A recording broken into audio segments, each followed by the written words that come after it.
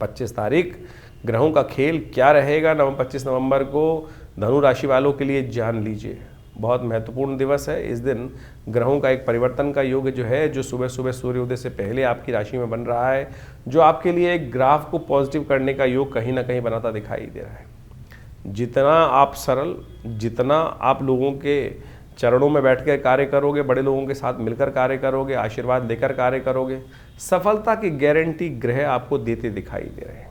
और जितने अड़ोगे उतने ज़्यादा, इसलिए अड़ना नहीं, नए प्रैक्टिकल होकर काम करने का प्रयास करो, थोड़ा सा सरलता से आशीर्वाद देकर काम करने का प्रयास करो। माता पिता गुरु का आशीर्वाद लेकर कार्य करना आपके लिए बहुत कल्याणकारी योग बना सकता है।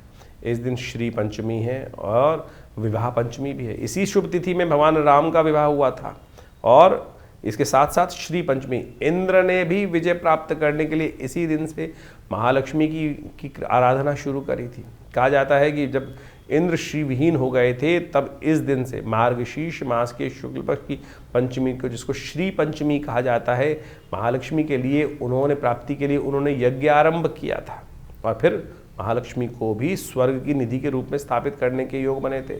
सागर मंथन उसी के बाद हुआ था। तो ऐसे में शास्त्र में कहा गया है कि इस दिन से महालक्ष्मी की प्राप्ति के लिए सुंदर कार्य करना चाहिए। लेकिन सही मान लें कि आपकी राशि के दृष्टिकोण से इस वक्त मंगल चल रहे हैं अस्त, तो मंगल को थोड़ी ताकत नहीं दी तो आपकी हिम्मत सही डायरेक्शन में जागेगी नहीं। कहीं ना कहीं भ्रमित होने के योग भी साथ साथ बनते दिखाई दे रहे हैं, क्योंकि आपकी राशि के दृष्टिकोण से शनि जो हैं वो अब मार्गी होने वाले, जागने वाले हैं। वो कहीं ना कहीं आपको दृष्टि भ्रम उत्पन्न करने के योग बना सकते हैं। तो मंगलवार है, सुंदरकांड का पाठ कीजिए। विवेकानंद योगाश्रम में इस दिन सुंदरकांड का पाठ रखा गया है और आप जानते ही हर मंगलवार को सुंदरकांड का सवा मनी का भोग आश्रम पे रहता ही है। जो लोग आश्रम पे इस कार्यक्रम में आना चाहते हैं सादर आमंत्रित हैं। आश्रम पे होने वाले किसी भी यज्ञ के लिए कोई दक्षिणा शुल्क इत्यादि नहीं लगता है। जो लोग आना चाहें हनुमान जी की सिद्ध मूर्ति के समक्ष आकर उनको चोला चढ़ाएं, यज्ञ में बैठें। भगवान की कृपा से कष्ट दूर होने के योग बनेंगे। महालक्ष्मी का व्रत आरंभ करने के दिवस है। लोग जानते नहीं हैं इस महात्मा के बारे में, विशेष तौर पर समझ लीजिए।